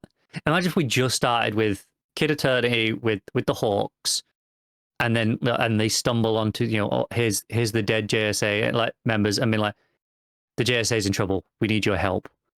And then we're introduced to the rest of the present modern JSA through that. I feel like there's so much more like you can connect to the book through a much more natural state that way. Sure, yeah. Yeah, I think ultimately it all comes down to, regardless of the order he chose to do them in, I think everything should have been like done individually. There should have been a whole issue that was just following one group of characters and what their deal is in the current situation. Whether it's the characters that were in the Tower of Fate, the characters who were dealing with the main stuff in the in their base or whatever, and then like the Obsidian and Jakeem stuff. Like each of those should have been like a one shot where it just focused entirely on them for the whole issue, and let us get into like, okay, how do they feel? What predicament are they in? Make us care about their own thing before you start jumping between them and mixing them up. I feel bad because I feel like we're just saying the same stuff that we've been saying since like issue 3. But like, and even though this issue doesn't have those specific problems, everything wrong with this issue is because of those choices over the previous 6 issues. Like that's because fundamentally there's nothing wrong with this issue on its own. In theory, this is a good issue. This is in theory the best issue. I mean, it probably is not the best issue, but in theory, it should be a really solid issue. But because of the way that the story before it was told and kind of really like butchered from a form that it could have been, this issue is not very good, despite its craft being much better. It still suffers because of what came before it. Yeah, it's frustrating. This entire series has been frustrating, and Lemire absolutely can do better than what he did here. Yeah, and I'm tempted to say I'm done with this book now, and like, because I don't know, every issue I read it, like I'm just like, well, it's just going through the motions almost. Yeah, I mean, I think it's easy enough to read that I'm not like. Don't get me wrong. Like, out of the books I was reading this week, this and Two-Face were the ones I was looking at and going, "Oh, these are the ones that are a little bit of a chore because of how I feel about them." And Two-Face didn't make the cut. This one did, and maybe it's just because I do at least like these characters a bit more, or maybe it's because there's a hope that it'll get. Because this was like the first issue after the first arc, so I thought, oh, maybe this will be a sign of it getting better or something. And in some ways, it kind of is because it is better, but obviously it's still hinging on so much of what it's already set up that it's not free of it either. So it's in a weird place. I'll probably still read it for a while at least. I mean, that's it. I'll keep reading it until just 1 month. I'll go to read my books. It'll be on the list, and I'll say I just don't want to read that this time, and then that'll be it. That's how I drop most books. Most books aren't a decision I make when I've just read one. It's usually when I go to read the next one, and I'm like, oh no, I've got a feeling in my gut that I just don't not want to do that. I do that. Like I didn't. I know you did the same too. Like with Two-Face, it wasn't like an intentional. Like I'm not going to read that in advance. I knew. I looked at. I had 2 issues to read. I was like, I don't want to read 2 issues of that book. I just don't. Yeah, the times I decide that in advance is typically when it's an issue 1, because you read an issue 1 and you go, oh, that was terrible. There's no way I'm reading any more of that. That's when you decide in advance. But when it's something you've put a few issues into and you just kind of at some point say, no, I don't want to, it tends to be when I have to read the next one and I realize just how little I want to. That's fair. I think I'm like, with this, the reason I'm saying it now specifically is because there was always that hope that, oh, well, it's just the first art being a bit messy. And then I had this issue, and while it's in theory better, I still found myself like, I'm just going through the motions reading it. And I'm like, and I feel like, okay, am I just reading this out of pure optimism next issue? Am I saying I'll read issue 7 or 7 the next one? 8? No, that's a 7, so next will be 8.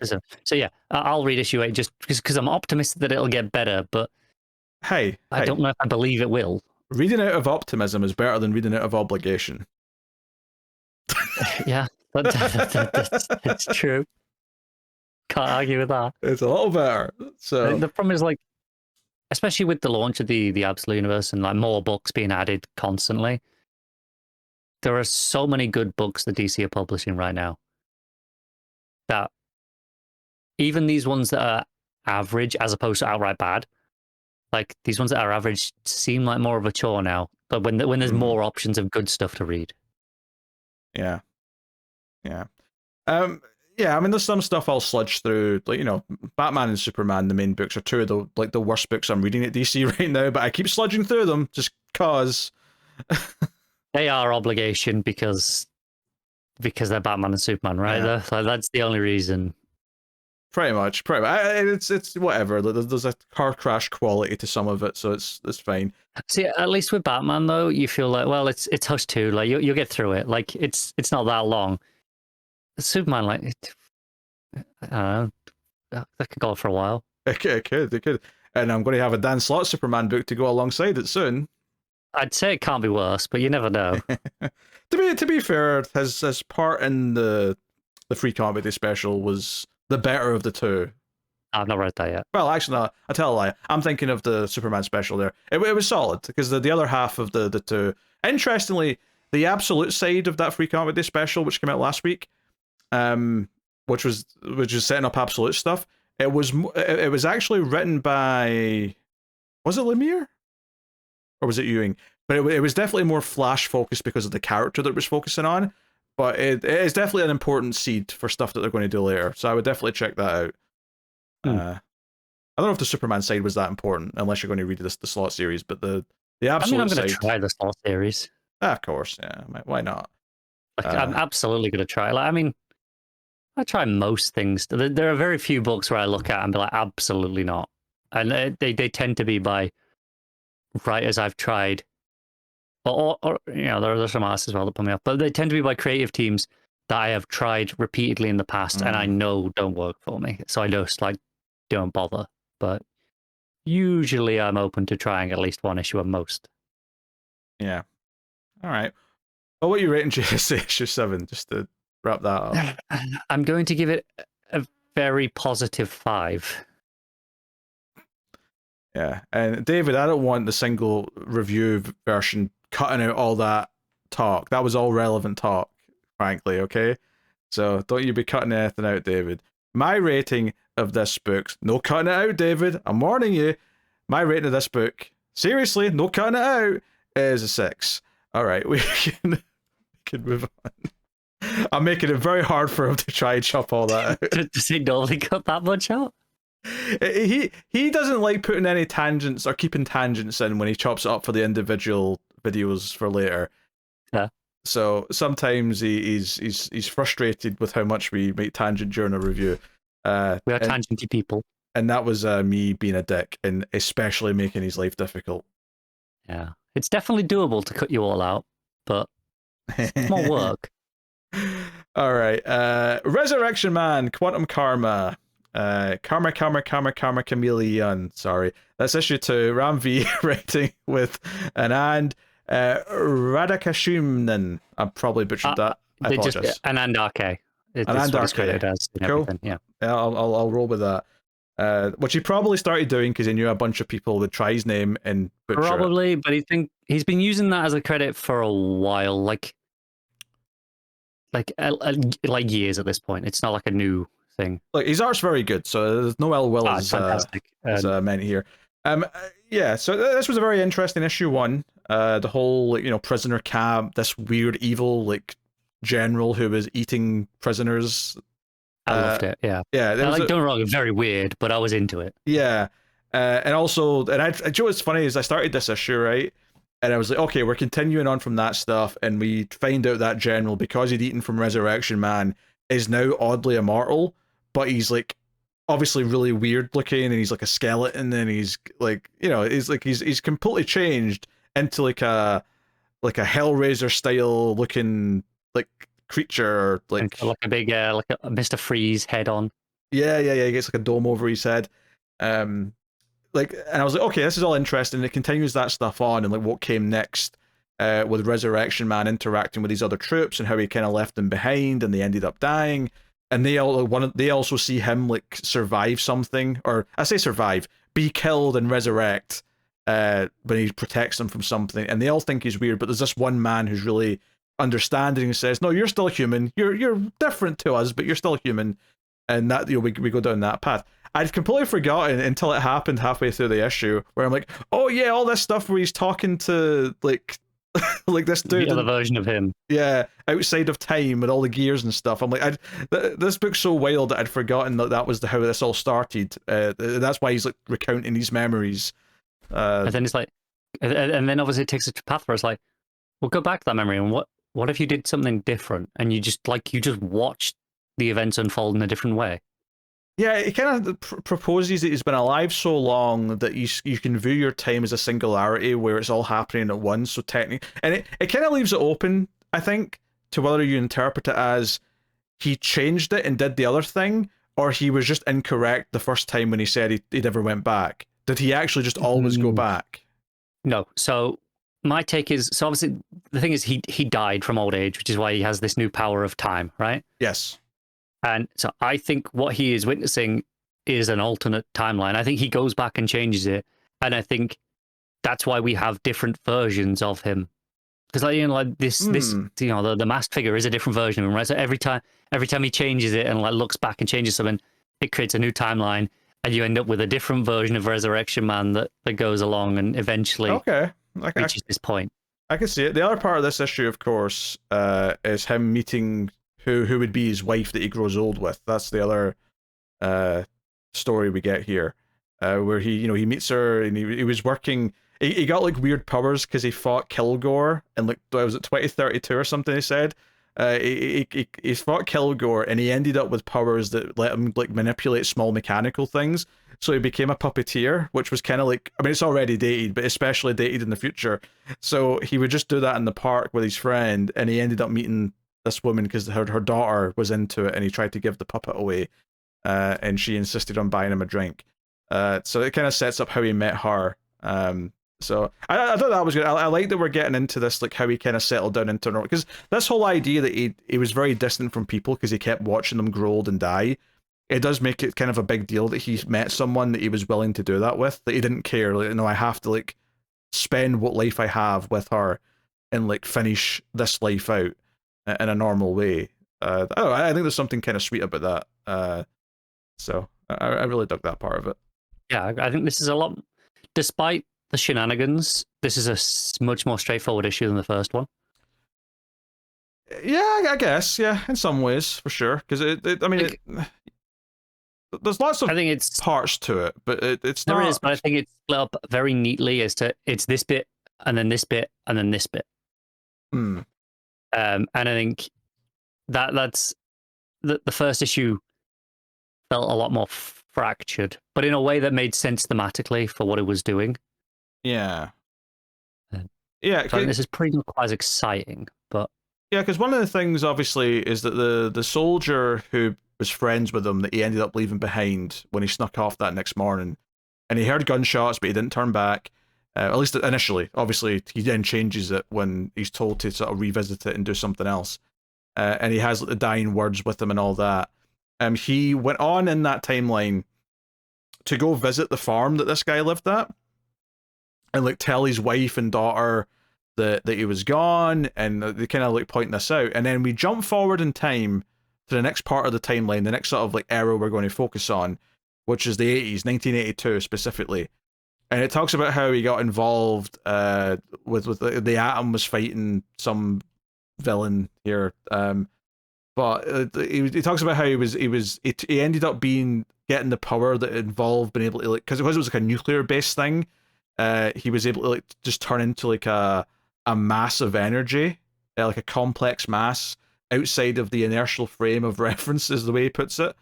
Which is kind of wild, and it's kind of this crazy idea.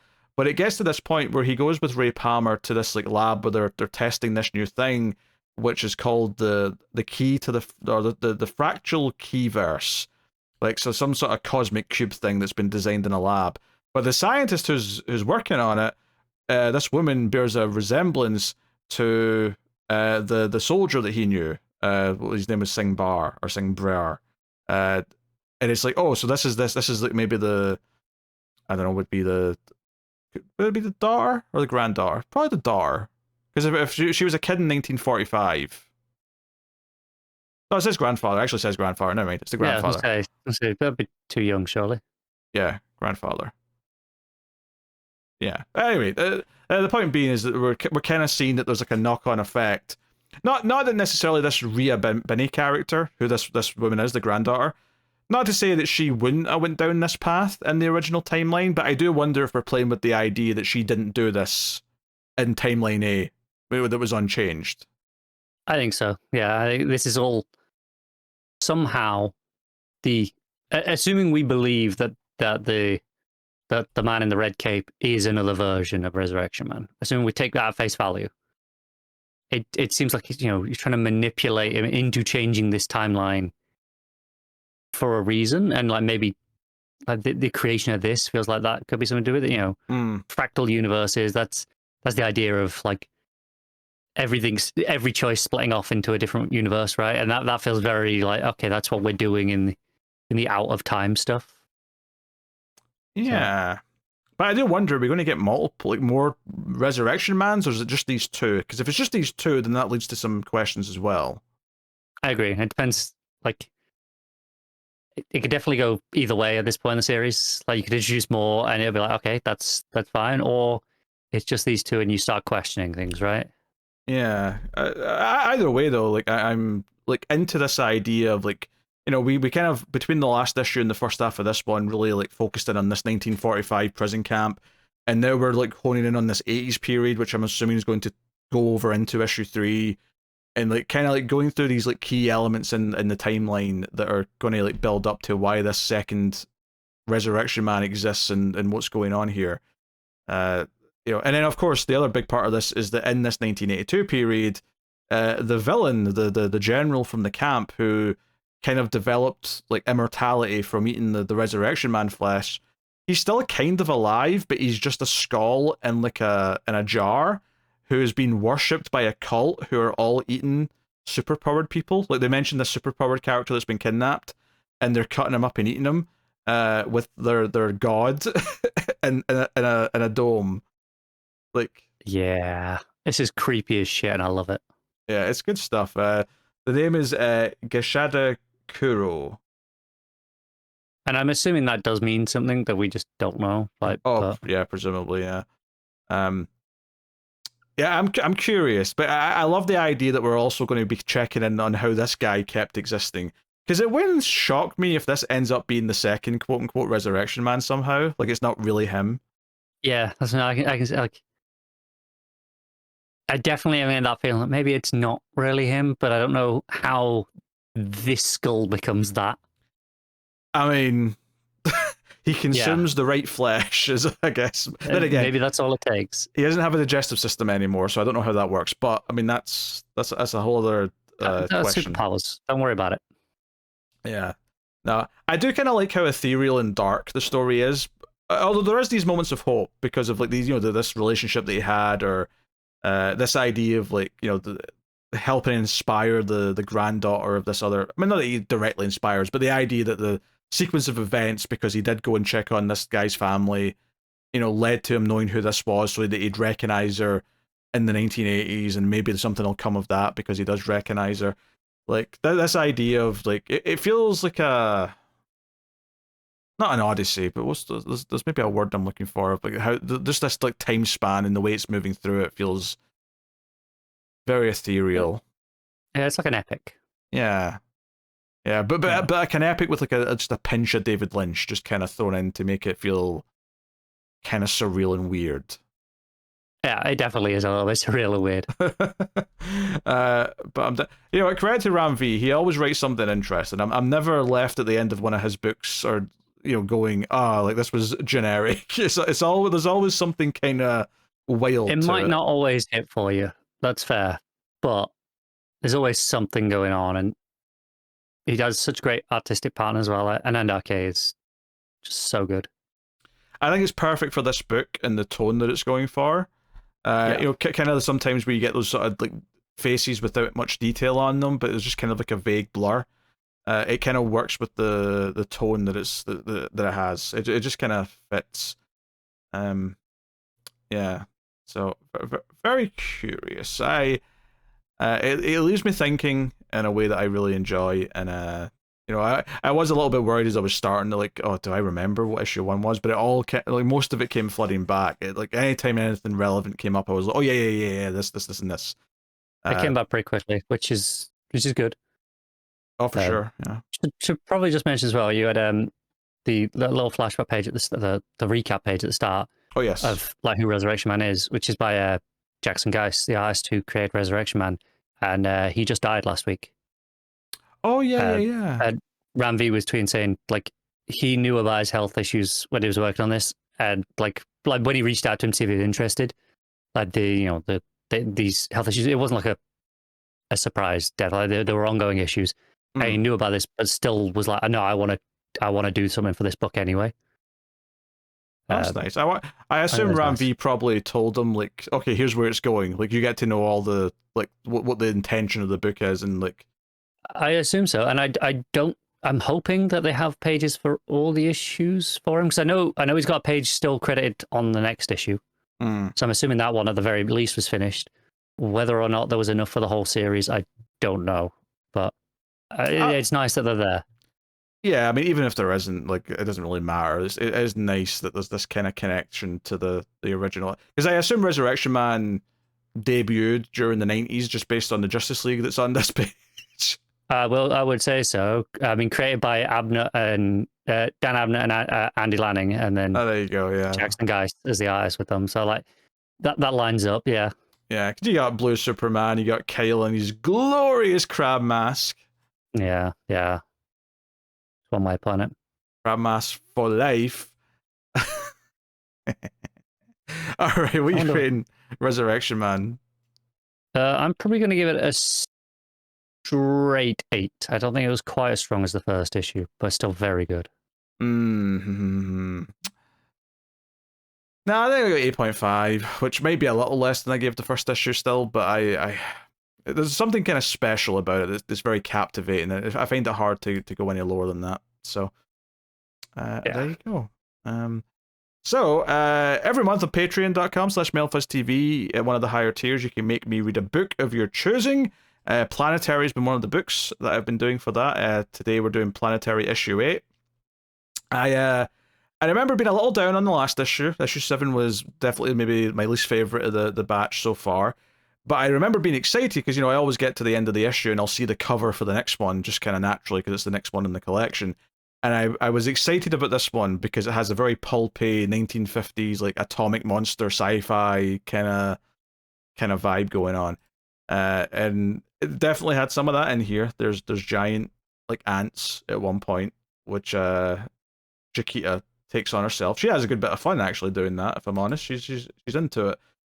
But to get into things as I open the book because it's in a different place.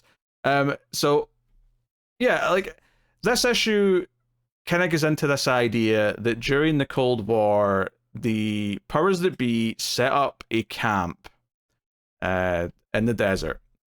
And the story for this issue is called The Day the Earth Turned Slower, which obviously is a reference to The Day the Earth Stood Still. So that's cool. And there's this woman waiting in this area, just got a chain smoking next to an old car, waiting for the sun to go down, looking up. Eventually, there's a great transition where it's all sunny and she looks up and there's like a helicopter, like spotlight on her. And then in the next page, there's a helicopter, but now it's nighttime. But now when we see her, she's got like a glow around her, making it very clear that she's not normal. I mean, you could arguably say she just immediately looks like a ghost, which she kind of is, but not in like a natural way. This is the result of the experiments that went on here. And our team are here, so it's Snow, Chiquita, and Drummer are here to talk to her. And basically she's reaching out because she wants to explain what happened here. And this all ties in to what's been set up in the last few issues, because the scientist at this research like concentration camp is one of the four, the leader of the four. And if you've not been paying attention to when I've been talking about this before, basically the evil Fantastic Four that are the villains of Planetary. So he's like here doing crazy like Nazi era-esque experiments on people to see what they can get away with. Now, she explains that this was all set up in the idea of the Red Scare, that this was going to be where anyone who was suspected as a communist or a communist sympathizer would be sent, and that's how it was funded, but in reality, this was just something that, like the four like convinced the government to do so they could start doing these experiments on people and try and build the super army that would take on the Reds and all that. And she talks a lot about how it was a bunch of baloney and that the Reds were just as scared as the US as they were of them, and so on and so on.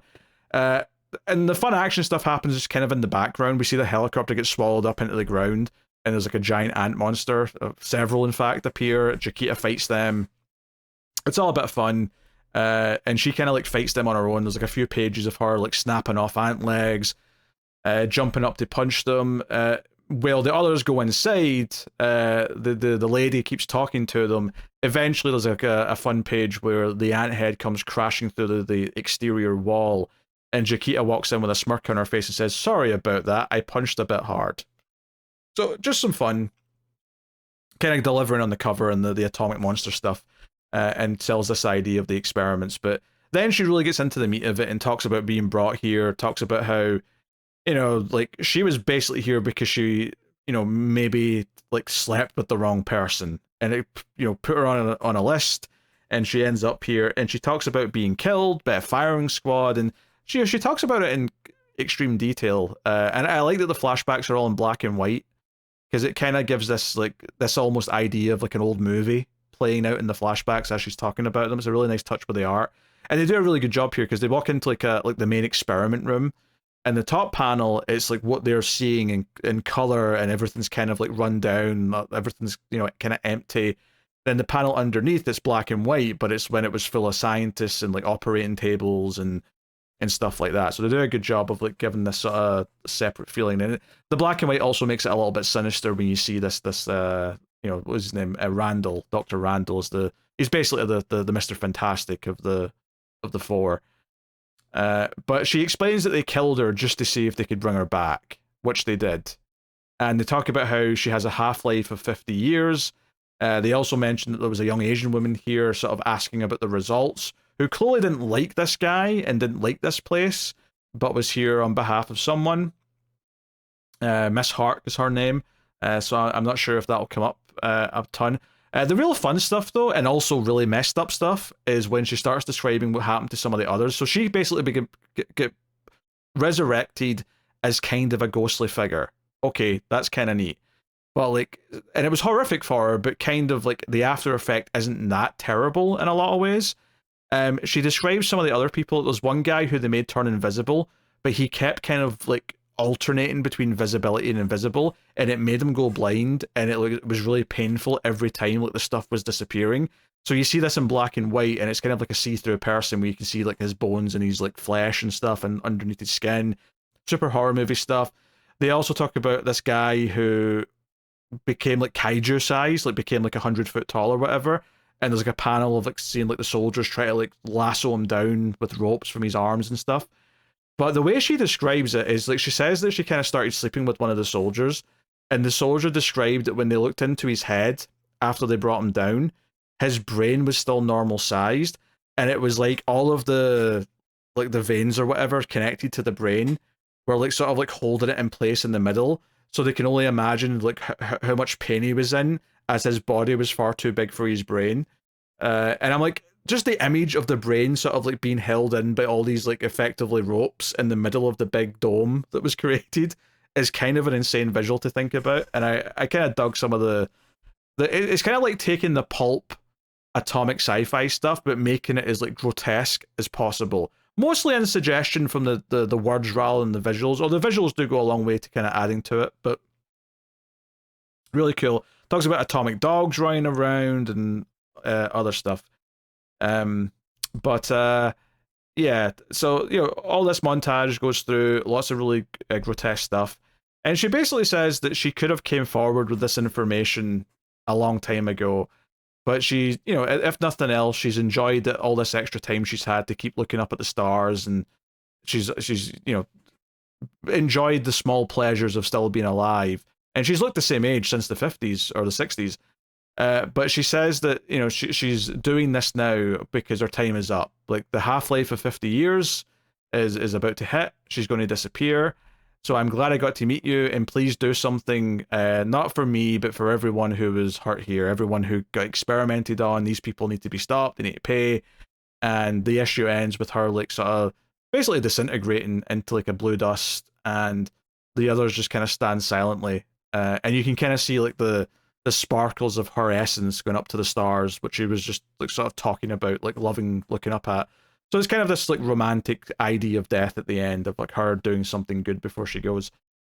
I like this issue a lot. I think this is really back on track to the just the main focus that we've been doing is building up the four, seeing all these horrific things that have been happening, all these weird experiments, and like just ultra science fiction-y things that like the book's been doing. Like, because I think the one thing that I've said this like numerous times at this point is that each issue of this book usually has a really cool sci-fi concept that it plays with, but everything's kind of tying together into all being kind of connected to this villainous group from like the 50s. Because just like the Fantastic Four, it's when they go up into the space and something weird happens to them that causes them to change. So I think this was a sweet story. I think you really get a sense of sympathy for this character. That she's a woman of her time, that just, wrong place, wrong time, met this terrible fate. It was super horrific. And it kind of like gives you the fun of the pulpy stuff, but also kind of hits you with a bit of a brick because you feel kind of bad for everyone who was having this done to them. And, I think kind of builds to what we're going to be doing with these villains, and kind of further motivates these main characters to want to take them down. So, yeah, much like a lot of the best issues of this book, it's really nicely self-contained in a lot of ways, but adds to the overall narrative that's going on. And the cover to the next one is really cool because it's all black and red and looks super serious. So I'm curious to see how that goes too. But yeah, the art here is really cool. Like I said, all of the black and white panels doing the flashbacks as she's narrating and suggesting some of the bad stuff without showing it too much, but feeling like an old movie. Feels perfect for the tone that it's going for. I think the way that different issues of this book have been able to tap into different kind of conceptual ideas from an art point of view, whether it's like, oh, this one feels more like a adventure movie, or this one feels more like a noir, this one in this case feels more like an atomic monster type thing. It's done a really good job of like linking a lot of its issues to a sort of artistic idea that it can kind of play with and sort of work in the confines of, but still continue its story in a very serious way. So, no, this was very good. This was like an 8.5. This issue, really, this one, it was a nice bounce back from that last one that was a bit weaker. Which I think that last one was the one that had like just like some pages were like a journal or something, and it was a lot of prose. So that really weighed things down. Maybe that was the issue before, I can't remember. But no, really cool. Excited to get to the next one. So that'll take us out to the final part of the show, which is where we will pick our favorite books of the week, favorite art, favorite covers, top 5, all that stuff. Connor, what was your panel/moment of the week? I didn't think there was much to choose from, with one exception. So I'm just going to go with it, which is the panel layout specifically for the Abin Sur slicing moment. Yeah, that's fair. I think that's a good pick. I'm thinking. I do think the sequence of Cass fighting in Birds of Prey is really good. I think it's solid. I also really like. I don't know what I'd pick from Absolute Superman. I feel like there's probably a Brainiac moment from Absolute Superman that I really like, and I'm just trying to think of which one I would narrow it down to. I think there's like that's a solid issue, but I think there's like a single moment that jumps out at me, or like artistically or narratively. Yeah. I also think there's maybe a bunch of things in Resurrection Man I could pick as well. I don't know. Yeah, tough to choose this week. I think in the end, I'm probably going to go with Resurrection Man, and I'm probably going with the ending revealing that the general is still alive as a skull with a cult, just because that idea is so fun to me. So I'm going to go with that. But it's close. There's a bunch of sort of like really good things this week, rather than one particular thing that stands out to me as my moment. So, what about cover of the week? Yeah, this is another one where not a lot jumped out at me this week compared to some weeks. So I think I'll just go with the main Resurrection Man cover. Like that and its variant are probably my favorite too. Have everything, but yeah. Yeah, that main cover is pretty good. I do quite like the main Batgirl cover with Cass on the train with the headphones and like Shiva's in the reflection. I think that's a nice. Yeah, that's all right. And that's a nice image. And there's some decent variants here or there, like the Absolute Green Lantern. There's one by Torrin Clark with Joe just kind of floating with the green sort of energy. It's yeah. There's a lot of covers this week that I think are like good, solid covers. Yeah. But like, they're not grabbing me as like, oh, that's definitely a contender. I mean, I think that's fair. But that's kinda. That said, though, I am going with the Batgirl cover, and that is the Dan Mora Batgirl cover. That was my pick. I was just looking at some of the other options because I wanted to name drop some. Just really nice color palette. Cass sort of standing on top of a building, and just looks good. Nice cover. So that is my pick. All right, what is your art of the week? Oh, this is close between two things. I think I'm going to edge it to Absolute Green Lantern, but it's very close with that and Resurrection Man. Very close. I got enough of Matt edging it on the show. I don't need you to be doing it as well. I think I am going to go with Resurrection Man.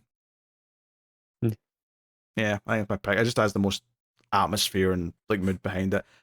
All right, top 5. That is a good question. Number 1 is probably Absolute Green Lantern, then Resurrection Man,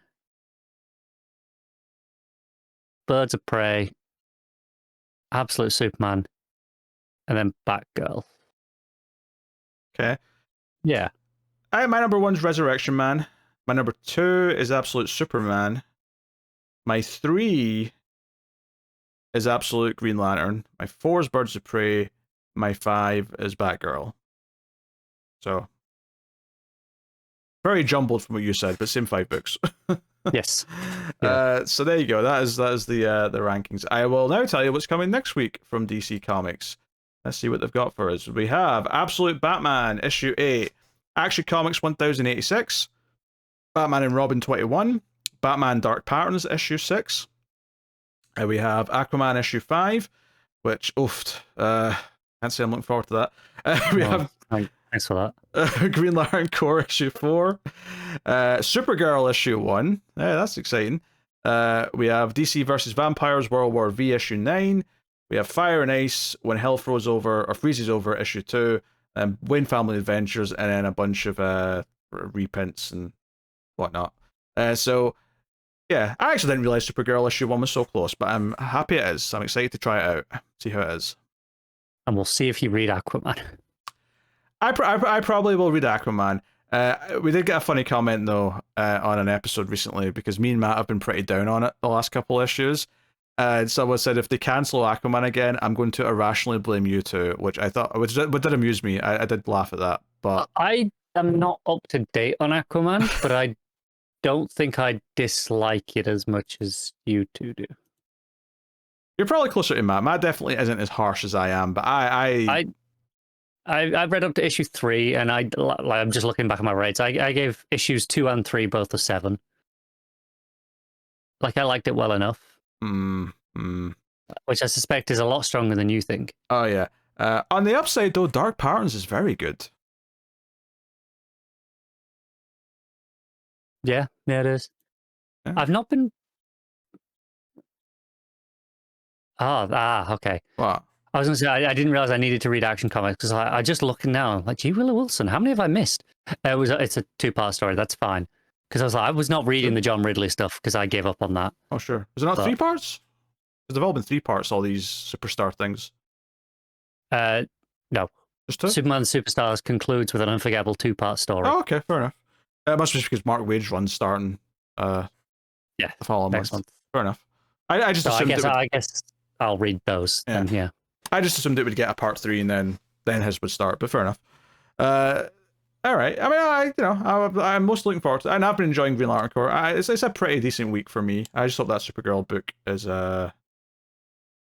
good, because I want it to be good. So here's hoping. It's good as well. But that is pretty much the show, everyone. Thank you very much for joining us. You can, of course, support the show over at patreon.com/MailFuzzTV.